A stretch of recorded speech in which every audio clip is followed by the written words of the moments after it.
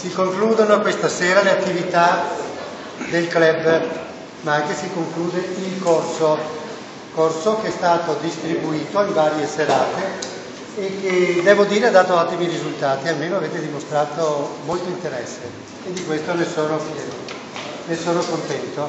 Adesso passeremo alla consegna dei diplomi e spero che con la consegna dei diplomi non sia soltanto la fine del corso, ma sia soprattutto l'inizio di un lungo cammino, di una lunga avventura.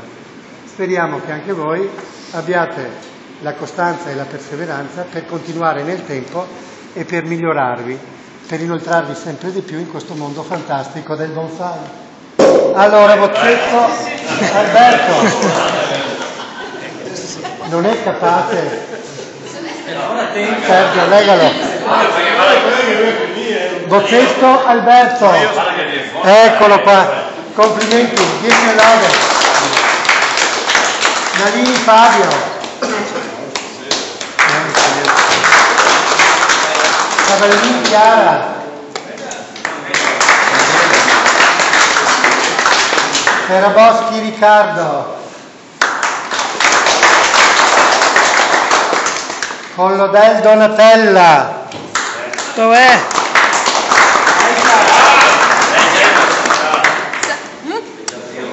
Ecco, solita.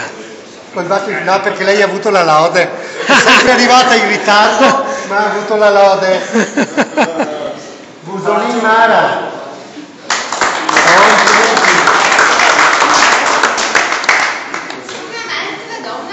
Rasalainen Nina, ho letto giusto? Allora ecco, sono bravo. Fontana Mario Viniccio.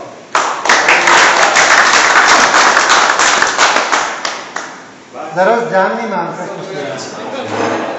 Bene, lo porti.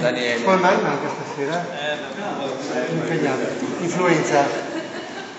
Bene, complimenti ancora, buon proseguimento, si conclude con la bicchierata l'anno solare.